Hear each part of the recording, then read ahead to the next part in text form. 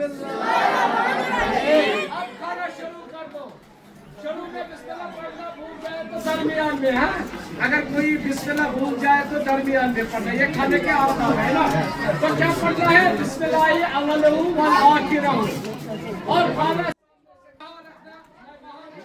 सीधा रखना है, और सीधे हाथ का मतलब है दाएं हाथ। और एक खाना 2 सालों बैठ कर खाए, इस तरह टांगे फैलाना ठीक नहीं है, बल्कि 2 सालों का मतलब ये जो है ना, ये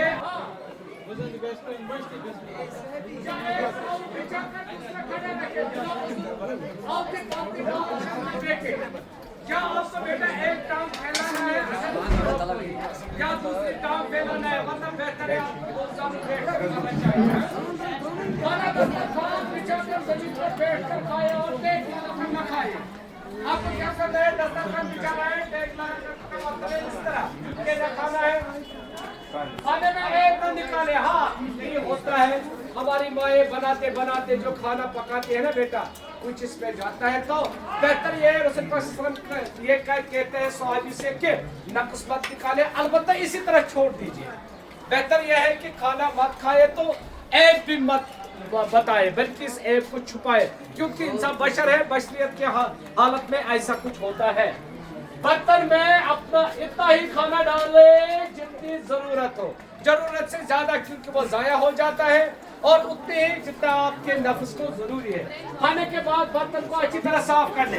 देखो बेटा, ये सारे सन्नत मुबारक है जो हमारा इस्लामी तरीका है खाने के आदाब। आपको क्या करना है? अच्छी तरह आपको साफ करना है।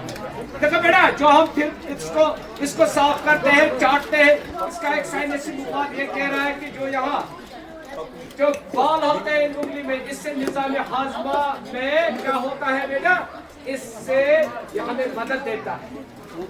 खाने के पहले, खाने के बाद पहले उंगली को चाट ले और फिर हाथ भी धो ले। उंगली को चाटने का मतलब ये है कि आप इसको अपने मुंह से साफ कीजिए। इसका साइंटिफिक वैल्यू भी है और इस्लाम में रोटी से उंगलियां हर साफ न करे, जो बल्कि किससे साफ करना है बेटा? पहले चाटना है, फिर जो कब्जा होता है इसी से साफ करना है, रोटी से नहीं, जो आप खाने में इस्तेमाल करते हैं उससे साफ करना है।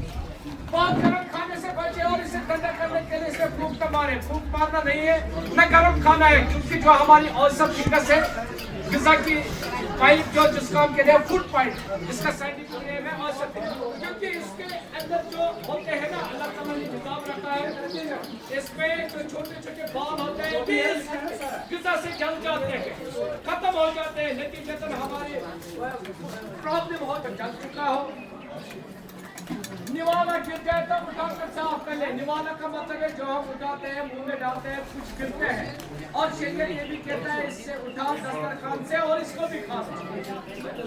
और कच्चा मत खाओ, जला हुआ मत खाओ, अलबत्ता ये खा जो दस्तरखान पर हम डालते हैं ना बेटा, जब हम निवाला उठाते हैं, मुंह में डालते हैं, कुछ गिरते हैं नीचे। खाना खा लेने के बाद एक दुआ पढ़नी चाहिए।